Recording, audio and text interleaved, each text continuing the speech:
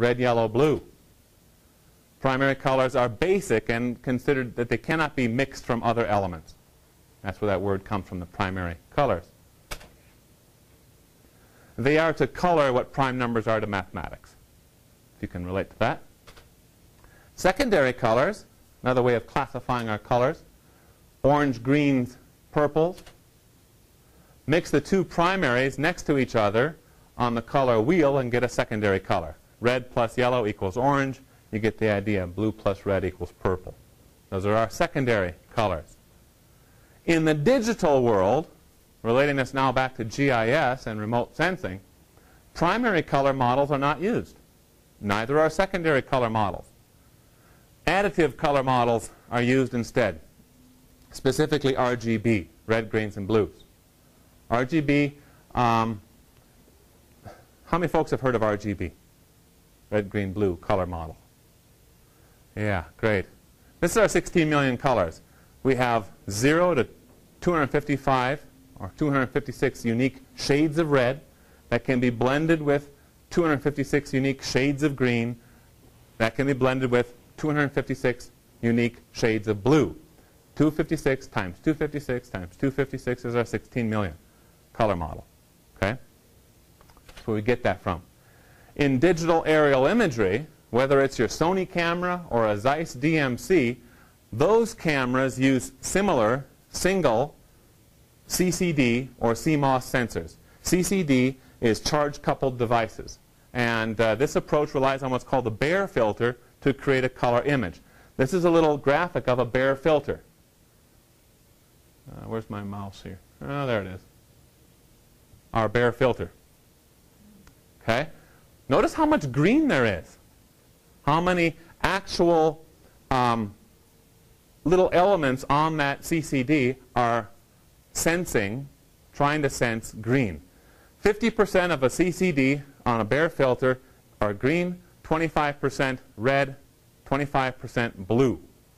What that means is that if we're using these sorts of cameras, we're not really censoring the green, red, or the blue bands of the electromagnetic spectrum. It's not the same as a satellite, where we have discrete sensing of just the green band of the electromagnetic spectrum, just the blue band, just the red band. And from that information, we can start deriving a lot of characteristics of the vegetation or the land cover that's on the surface of the Earth. Analyzing aerial imagery, so imagery that's collected with a single CCD sensor should not be used for research and analysis. Try to recall that.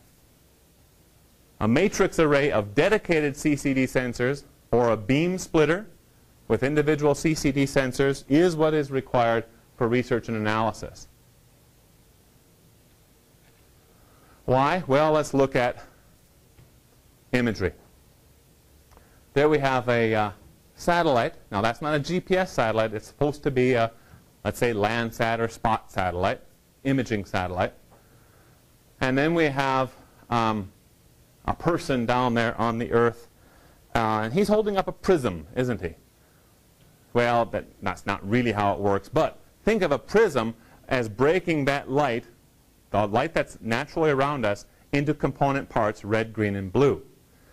Inside these satellites, essentially, there's a prism type of device that breaks the light into its component parts, red, green, blue, as well as things we cannot see, near-infrared, thermal infrared, these sorts of things, that can tell us a lot about the Earth's surface by looking at those parts of the EM outside of the visible portion.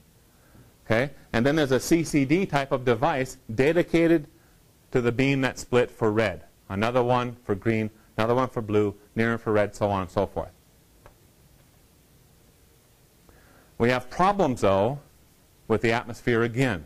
Similar to the problems we have with GPS and the atmosphere, we have other problems with remote sensing imagery. First of all, the clouds can obscure the Earth's surface. Right? We just can't see it. We can't image it. Plus, they can tend to attenuate the signal effect, because what has to happen is the sunlight or the light energy has to travel from the sun, strike the Earth's surface somewhere, and then bounce back up get reflected back up to be censored or captured by the satellite. If that doesn't happen, we won't get an image. We won't get a correct image. So lots of things can happen. First of all, the cloud can flat out block it. We cannot see the Earth's surface. Or things that are in the atmosphere, dust particles, smoke, lots of these sorts of things can attenuate the light signal as it's bouncing and trying to get back up to the satellite. You guys are going to get a lot more of this with the remote sensing class, but I'm just going to give you a little, maybe pique your interest. This is a slide of the electromagnetic spectrum, the EM.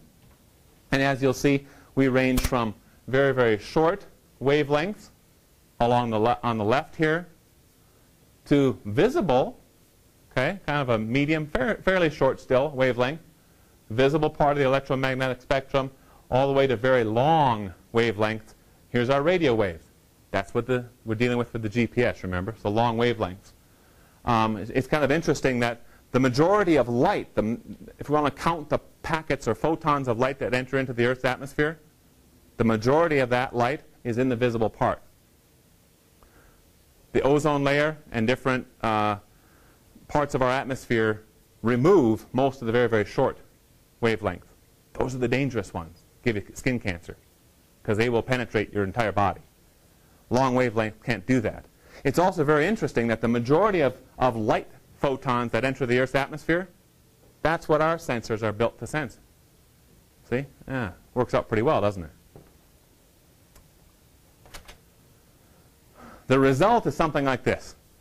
Right, satellite imagery, this is Landsat imagery right over the top of American Falls Reservoir. We can see Pocatello, agricultural fields, the big desert, some lava fields out there. Analyzing satellite imagery is a field called remote sensing and image analysis. To learn more about that, consider taking that remote sensing course, or the remote sensing course here at ISU. There's actually a couple of them. Any questions?